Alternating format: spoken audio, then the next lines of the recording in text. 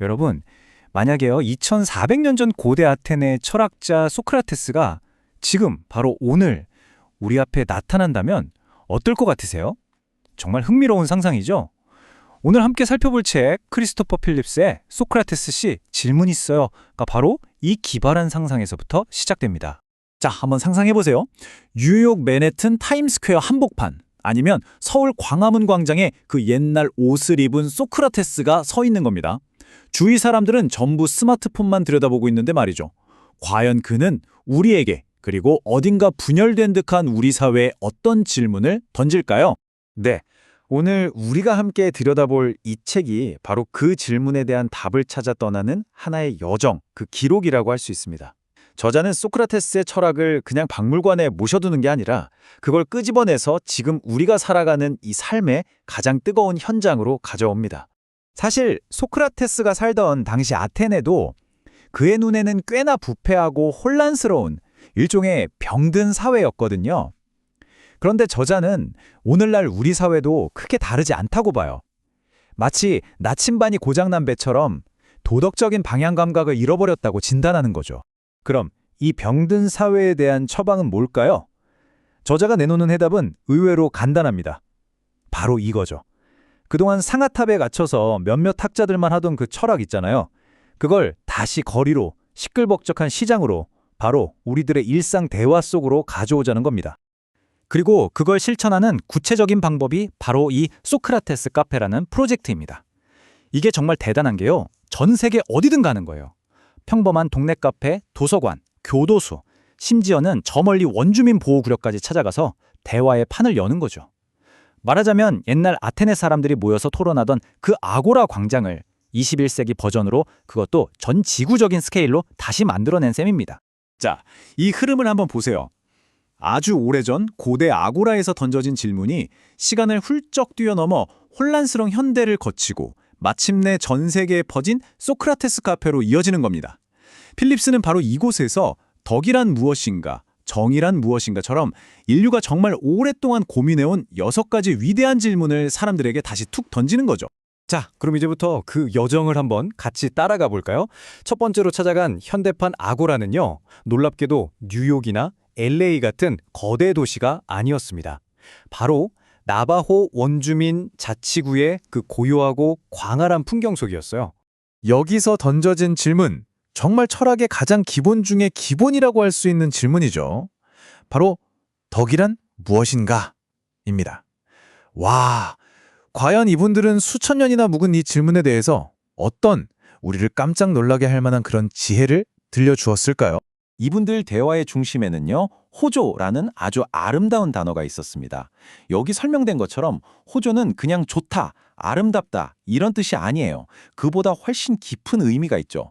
뭐냐면 이 세상의 어지러운 것들, 그 무질서를 바로잡아서 다시 조화롭고 균형 있는 상태로 만들려는 아주 적극적인 행동, 그리고 바로 그 상태 자체를 의미하는 겁니다. 이때 카페에 참여했던 베스라는 분의 이 한마디가 호조의 핵심을 정말 정확하게 보여줍니다. 덕이라는 게 그냥 나쁜 짓 안 하고 착하게 사는 그런 수동적인 게 아니라는 거예요. 이 세상에 있는 악을 선으로 바꾸려고 끊임없이 애쓰는 그 역동적인 노력, 그 과정 자체가 바로 덕이라는 거죠. 그리고 더 놀라운 건 이 철학이 그냥 말로만 끝나는 게 아니라 이들의 실제 사법 시스템, 피스메이커 제도에 그대로 녹아있다는 점입니다. 보통 무슨 일이 터지면 우리는 누가 잘못했어?부터 따지잖아요. 그런데 이 사람들은 질문부터가 달라요. 누가 상처를 입었는가를 먼저 묻습니다. 왜냐하면 목표가 범인을 벌주는 게 아니라 이 갈등 때문에 깨져버린 공동체의 조화, 바로 그 호조를 다시 회복하는 데 있기 때문이에요. 와, 정말 대단한 관점의 전환 아닌가요? 자, 이번에는 장소를 확 바꿔보겠습니다. 나바호의 그 고요함과는 정말 180도 다른 곳으로 한번 가볼게요. 바로 9.11 테러의 그 끔찍한 상처가 아직 생생하게 남아있는 뉴욕의 심장부입니다. 정말 생각만 해도 가슴이 답답해지는 바로 그곳에서 저자는 어쩌면 세상에서 가장 무거운 질문 하나를 던졌을 겁니다. 정의란 무엇인가? 당시 토론에 참여했던 건축가 제이슨의 말에서는요, 그날 뉴욕 시민들이 느꼈을 그 분노와 고통이 정말 그대로 느껴집니다. 그에게 정의는 아주 명확했어요. 바로 응징입니다. 우리에게 한 짓에 대해 그대로 갚아주는 것, 끔찍한 잘못을 바로잡는 유일한 방법은 단호한 보복이라고 생각했던 거죠. 그런데 바로 그때 음악가 릴리아나가 전혀 다른 이야기를 꺼내요. 그녀는 돈으로 보상하는 것도 똑같이 복수하는 것도 정의가 아니라고 생각했습니다. 그녀는 이렇게 말해요. 진짜 필요한 건 잘못을 바로잡는 게 아니라 그 잘못 때문에 생긴 깊은 상처를 치유하는 거라고요. 바로 이 두 관점이 여기서 딱 부딪히는 겁니다. 한쪽에서는 과거의 잘못을 되갚는 응징으로서의 정의를 이야기하고 다른 한쪽에서는 미래를 위해 상처를 보듬는 치유로서의 정의를 이야기하죠. 보세요. 정의라는 똑같은 단어를 쓰고 있는데 서로 전혀 다른 세상을 그리고 있는 거예요. 그리고 이 뜨거운 논쟁의 한가운데에는 아주 구체적인 숫자가 하나 놓여 있습니다. 바로 70억 달러. 우리 돈으로 환산하면 무려 수조 원에 달하는 9.11 희생자 보상 기금이에요. 자, 여러분 생각은 어떠세요? 과연 이 어마어마한 돈으로 정의를 살 수 있는 걸까요? 아니면 이건 돈으로는 절대 해결할 수 없는 훨씬 더 깊은 문제인 걸까요? 그렇다면 도대체 누구 말이 맞는 걸까요? 응징을 말한 건축가? 아니면 치유를 말한 음악가? 이 책은요, 어쩌면 우리가 던지는 이 누가 옳은가라는 질문 자체가 좀 잘못된 질문일 수 있다고 넌지시 이야기합니다. 이 책이 제시하는 새로운 길은 바로 변형적 정의라는 개념이에요. 이게 뭐냐면요, 그냥 과거의 피해를 돈으로 보상해주고 끝! 이게 아니라는 겁니다.